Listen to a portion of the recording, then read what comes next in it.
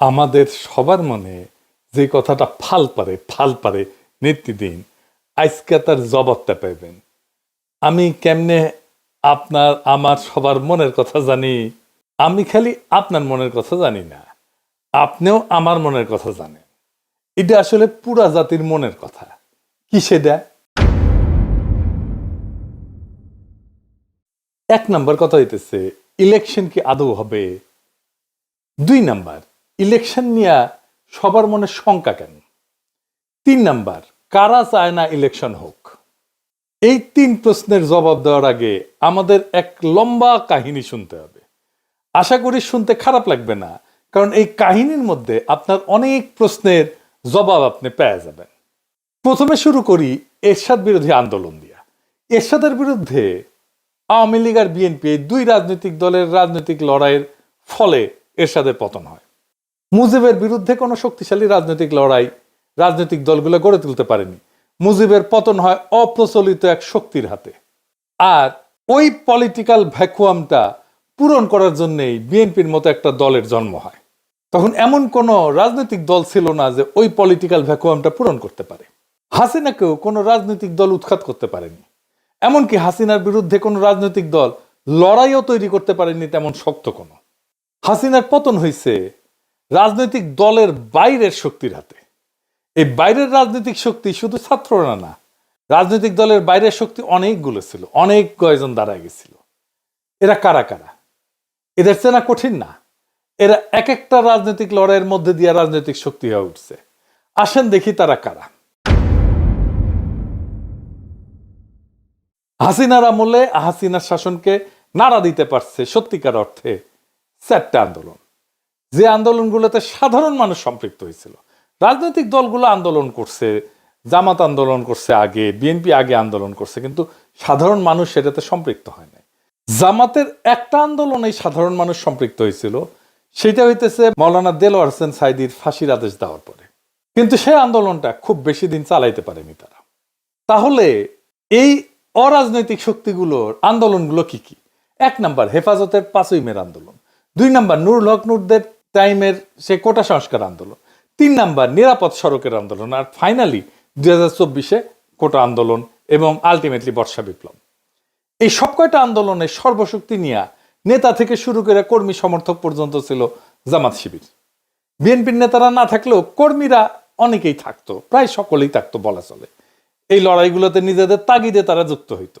আর পাশাপাশি একটা independent social media force তৈরি হয়েছিল, যেটা এখনো এক্সিস্ট করে, এখনো আছে, জিন্দা আছে। এই যে লড়াইগুলোতে জামাতের অংশগ্রহণ, লড়াইগুলোর একটা গুণগত পরিবর্তন করে দিছিল। সেটা হইতেছে রাজনৈতিক লড়াই পরিচালিত হইতেছে ইসলামী রাজনৈতিক চিন্তায় ভর কইরা। বিএনপির কর্মীরা সংখ্যা বাড়াইছে, কিন্তু লড়াইয়ে কোনো কর্তৃত্ব বা বয়ান তৈরি করতে পারে নাই, নেতৃত্বও নিতে পারে নাই। রাজনৈতিক লড়াইয়ের ভাষাও পরিবর্তন হইতে থাকে। স্বাধীনতার বদলে আজাদি শুনি আমরা, বিপ্লব দীর্ঘজীবী হোক এর বদলে শুনি ইনকিলাব জিন্দাবাদ। এমনকি বামপন্থীরাও কারবালা বলে, আমি জাহিলিয়াত বলে। শোষক আর শোষিতের বদলে আমরা ব্যবহার করি জুলুম আর মজলুম। ন্যায়ের বদলে ব্যবহার করি ইনসাফ। গণভবন দখল করাকে বলি আমরা ফতে গণভবন। লড়াইয়ের ভাষা দিয়ে বুঝতে পারবেন কারা লড়াইয়ের মূল শক্তি। এই লড়াইয়ের মূল শক্তি ছিল বাংলাদেশের ইসলামপন্থী রাজনৈতিক শক্তি। বিপুল পরিমাণে মাদ্রাসার ছাত্র শহীদ হয়েছে। হাসিনার সবচেয়ে বড় ভুল হয়েছিল কি জানেন? নিরাপদ সড়ক আন্দোলনকে গুন্ডা দিয়া থামানো। ওই নিরাপদ সড়কের লড়াই যে স্কুল ছাত্ররা করছিল, তারাই 2024-এ বিশ্ববিদ্যালয়ের ছাত্র হয়। এরা আগের অভিজ্ঞতায় জানে কিভাবে হাসিনা দমায় দেয় আন্দোলনকে। তারাও আগের অভিজ্ঞতা কাজে লাগায় জান লড়াইয়ে ফাইট দিল। সারা দেশের মানুষ পাশে দাঁড়াইলো। হাসিনা পলাইলো।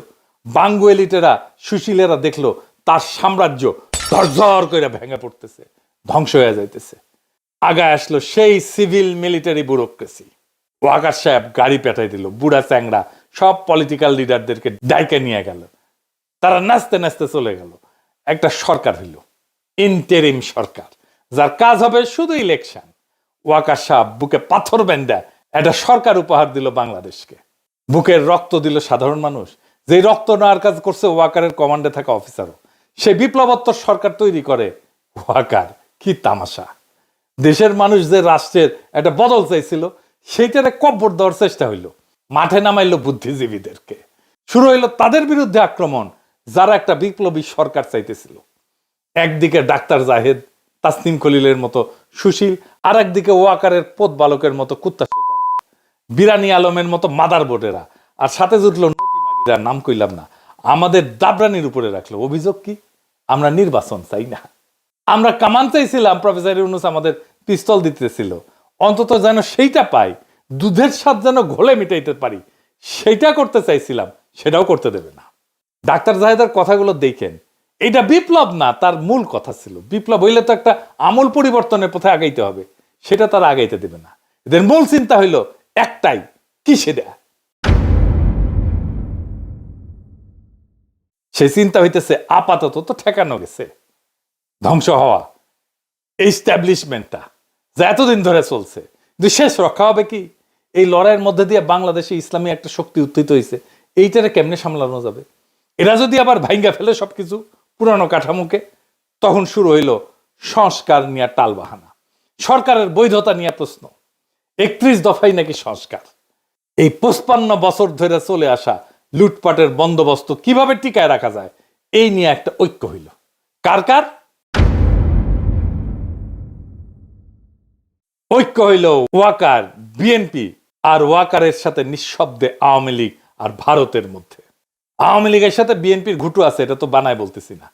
আপনার এলাকায় আওয়ামী লীগ কার শেল্টারে আছে দেখেন। এস আলমের ব্যবসা দেখে সালাউদ্দিন সাহেব, এস আলমের গাড়ি সরায় বহিষ্কৃত হয়েছিল যারা, তাদেরকে আবার ফিরায় নেওয়া হয়েছে। তাহলে সামে বহিষ্কার করছিল, এমনি এমনি মিশামিশি হুদাহুদি বহিষ্কার করছিল, দেখানোর জন্য বহিষ্কার করে। যতজনকে বহিষ্কার করছে সবাইকে ফিরে নিছে।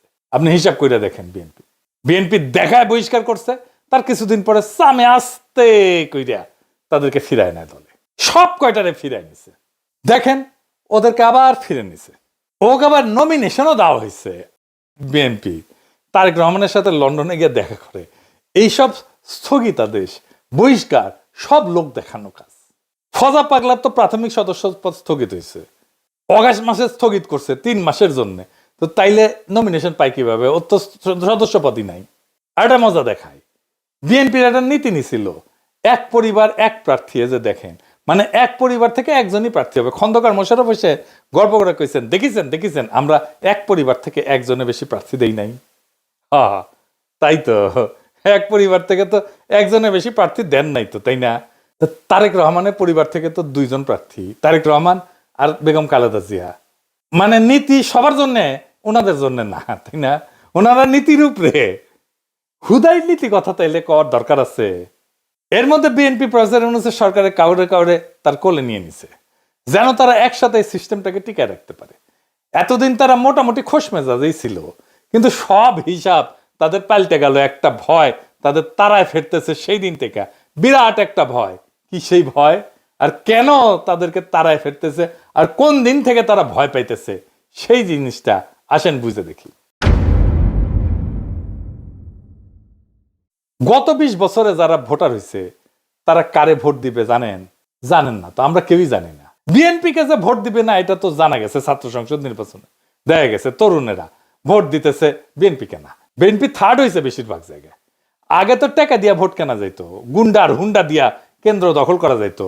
এটা কি আবার করা যাবে? যাবে না, ওরাও নিশ্চিত না। আগে মনে করেছিল ইলেকশন দিলে তো বিএনপি জিতে যাবে, তাই রে নাই রে না। এখন সেই কনফিডেন্স আর নাই। কনফিডেন্স থাকলে জাস্টিস শাহাবুদ্দিনের 91 ইলেকশনের মতো একটা ইলেকশন করে ফেলতো, সবকিছু ঠিক আছে। এরশাদ নাই, বাকি সব ঠিক আছে, তাই হইতো। ওইটা করলে একটা মোটামুটি ফেয়ার ইলেকশন দিত। যদিও ফেয়ার ইলেকশন দিলে 91 মতো চমক আসতে পারে। 91 কি হয়েছিল জানেন? আর্মি, প্রশাসন, পুলিশ, ব্যুরোক্রেসি, এমনকি বিএনপিও মনে করেছিল আওয়ামী লীগ ক্ষমতা আসবে। ক্ষমতা আসলো বিএনপি। ওই একই অবস্থা হবে এবার। আর্মি তো বিএনপির সাপোর্ট দিতেছে, ওয়াকার দিতেছে। প্রফেসর ইউনূসের সরকারের কিছু উপদেষ্টাও কাজ করতেছে বিএনপির জন্য। কিছু যে ভিড়িছে, বিএনপি কইছে আপনাকে রাখবো আমরা পরের সরকারে, আর আনন্দে চলে গেছে আর কি। জামাত মনে করে যে বিএনপি ক্ষমতা আসতেছে, কিন্তু ডিপ স্টেট এটা মনে করে না। তারা সেই জন্য 2008 সালের নির্বাচনের মতো ব্যবস্থা করতে যাচ্ছে, যেখানে সুনিপুণ ভাবে গোয়েন্দা সংস্থা নিয়ন্ত্রিত একটা ইলেকশন হবে। বিএনপির সাথে ওয়াকার আছে, কিন্তু ব্যুরোক্রেসি পুলিশের পুরাটা নাই। এটাই বিএনপির মাথা ব্যথা, ওয়াকারেরও মাথা ব্যথা। প্রফেসর ইউনূসের বেশ কিছু উপদেষ্টা কবজা করে ফেলছে। তাই বিএনপি প্রশাসন আর পুলিশ আর ব্যুরোক্রেসিকে কিভাবে কবজা করা যায় এই ঘুটু করিচ্ছে। প্রফেসর ইউনূসের কাছে খালি ধর্ণা দিচ্ছে। জামাত কি বুঝবার পারিচ্ছে যে এরকম একটা নির্বাচনের পায়তারা চলিচ্ছে? 2008 সালে কিন্তু বিএনপি বুঝতে পারে নাই, এমনকি জামাতও বুঝতে পারে নাই এমন ইলেকশন একটা হইতেছে। অনেকে মানা করছিল কিন্তু বিএনপিকে ওই নির্বাচনে না যাইতে, যেমন ফরহাদ মজার ভাই কইছিলেন। এটা ফরহাদ মজার আমাকে নিজেই কইছেন। এইবার জামাত আগে থেকে সতর্ক। তাই দেখেন জামাতের বিরুদ্ধে কামান দাগানো ইতিমধ্যেই শুরু হয়েছে। জামাত নাকি নির্বাচনই চায় না, মানে শিবির যেটি নির্বাচন করেছে সেটি তো জিতিচ্ছে। জামাতের অবস্থা আপনারা জানেন, জামাতের তো অবস্থা খারাপ না, জামাতের জনপ্রিয়তা বাড়ছে। না, জামাত কেন নির্বাচন চাইবে না? বুঝতে পারতেছেন তো কে কেন কোন কথা কইতেছে? জামাত যদি মাঠ ফাঁকা মাঠ ছাইরা না দেয়, ছাইরা দেওয়ার সম্ভাবনা কম, তাইলে একটা ভয়ঙ্কর সংঘাতময় নির্বাচন হবে। কার কার মধ্যে সংঘাত হবে? যারা একটা পাতানো নির্বাচন করতে চাইতেছে আর যারা নির্বাচনে বিজয়ী হইতে চায়, জনগণের যাদের সমর্থন আছে। প্রফেসর ইউনূস বলছেন একটা সুন্দর নির্বাচন উপহার দিতে চান। যদি তাই চান তাহলে গোয়েন্দা সংস্থার এই পরিকল্পনা যেন বাস্তবায়ন করতে না পারে সেই ব্যবস্থা প্রফেসর ইউনূসকে করতে হবে। কোন রাজনৈতিক দলের আবদারে চাপে প্রশাসনে বা পুলিশে কোনো পরিবর্তন করবেন না। আপনার নিরাপত্তা উপদেষ্টা নাকি পুলিশেও নাক গলাইতেছে, শোনা যাইতেছে ওনার সাথে নাকি তারেক রহমানের বরাবর হয়েছে, সিস্টেম হয়েছে। সেই জন্য তার বিরুদ্ধে বিএনপি নীরব হয়ে গেছে। আগে দেখেছিলেন না, একসময় মনে হয়েছিল খলিলুর রহমানকে তো না সরাইলে মুখ ধোবো না, ভাত খাবো না, ঘুম যাবো না আজকে রাতে, এটাই করছিল বিএনপি। এখন সব কিছু শান্ত, ঠান্ডা, পুকুরের মতো শান্ত। খলিলুর রহমান এখন তাদের সমস্যা না। ক্ষমতা একটা আশ্চর্য জিনিস, বুঝছাও? কত মানুষকে পাল্টায় যেতে দেখলেন। কখনো যদি আমাক দেখেন ক্ষমতার কাছাকাছি দৌড় মারিচ্ছি, পিছে থেকে টেনে ধরে রাখবেন, খিচ্চা টেনে ধরে রাখবেন, যেন ওইটি যাবেন না পারি। যাই হোক, বাংলাদেশের দুর্ভাগ্য হইতেছে মুষ্টিমেয় এলিট সংখ্যাগুরু মানুষকে শাসন করে সব সময়। আর সংখ্যাগুরু মানুষ এই এলিটদেরকে উৎখাত করার জন্য রক্ত দেয়, তারপর আবার বুঝাই টুজাই আবার এলিটরা এসে বসে পড়ে। এই ব্যবস্থাকে উৎখাত করার সুযোগ এসেছিল 5ই আগস্টে, আমরা হারাইছি সেই সুযোগ। সামনে নির্বাচনে যদি সিস্টেম করে জিতায় দেওয়ার চেষ্টা করা হয়, তাহলে বিপ্লবের যেটুকু অবশিষ্ট আছে না, তা ধ্বংস হয়ে যাবে। এখন আপনাদের কাছে প্রশ্ন, এই বিপ্লবকে কি ধ্বংস হইতে দিবেন? তবে এখন সময় কেবল অভিযোগ বা হতাশার না। আমি হতাশ হইতে নিষেধ করি। এখন সময় জায়গায় ওঠার, এক হওয়ার, আর নিজের ভবিষ্যৎ নিজের হাতে নেওয়ার। এটাই আমাদেরকে রক্ষা করবে। ইতিহাস বলছে যখন জাতি বিভক্ত হয় তখন এই এলিটেরা, শোষকেরা টিকে যায়, কিন্তু যখন মানুষ সচেতন, ঐক্যবদ্ধ, সাহসী হয়, তখন কোনো কৃত্রিম শক্তি তাকে দমায় রাখতে পারে না। এই যে যারা যারা এক হয়েছে, আওয়ামী লীগ, ভারত, ওয়াকার, বিএনপি, প্রফেসর ইউনূসের কিছু উপদেষ্টা, এগুলো কৃত্রিম শক্তি। এই শক্তি দমায় রাখতে পারবে না বাংলাদেশের সাধারণ মানুষকে। আমাদের তরুণদের রক্ত, স্কুল কলেজ বিশ্ববিদ্যালয়ের ছাত্রদের আত্মত্যাগ, সাধারণ মানুষের ন্যায়বোধ, তাদের লড়াইয়ের ক্ষমতা, এগুলো নিছক স্মৃতি কথা না, এগুলো ভবিষ্যতের ভিত্তি। এগুলোকে রক্ষা করতে হবে শুধু কথায় না, কর্মে, সততায়, সংগঠনে, তথ্যে, আইনে, নৈতিক প্রতিরোধের মাধ্যমে। এইবার আমাদেরকে ভাবতে হবে আমরা কি কেবল কথা বলবো নাকি বদল আনবো। ভয়, অপপ্রচার আর বিভক্তিকে হারাইতে হইলে লাগবে ধৈর্য, পরিকল্পনা আর সাহস। এখনই সময় সেই সাহস দেখানোর। এই দেশটা আমাদের, এই দেশ এলিটদের না, এই দেশ সংখ্যাগরিষ্ঠ সাধারণ দরিদ্র মানুষের। এই ইতিহাসও আমাদের। যারা রক্ত দিচ্ছে তারা চায় আমরা যেন ভয় না পাই। অন্ধকার যত গভীরই হোক, ভোরের আলো আসবেই যদি আমরা একসাথে থাকি এবং বিশ্বাস করি যে পরিবর্তন কেবল সম্ভব না, পরিবর্তন অপরিহার্য। সামনের ভোটের জন্য তৈরি হন। কাকে ভোট দেবেন সেটা নিয়ে আলাপ হবে, আলাপ করা যাবে, কিন্তু কাকে ভোট দেবেন না সেইটা এখনই ঠিক করে ফেলেন। কাকে ভোট দেবেন না সেটা আমার মুখ ফুটে বলে দেওয়ার দরকার নাই, আপনারা নিজেরাই জানেন। এটাই বিজয়ের প্রথম ধাপ। আমরা এই নির্বাচনে বেহাত বিপ্লবের পুনর্দখল করতে পারবো ইনশাল্লাহ, যদি আমরা এক থাকি, যদি আমাদের কৌশল ঠিক থাকে, যদি আমাদের সাহস, সততা এবং লক্ষ্য স্থির থাকে। ইনকিলাব জিন্দাবাদ।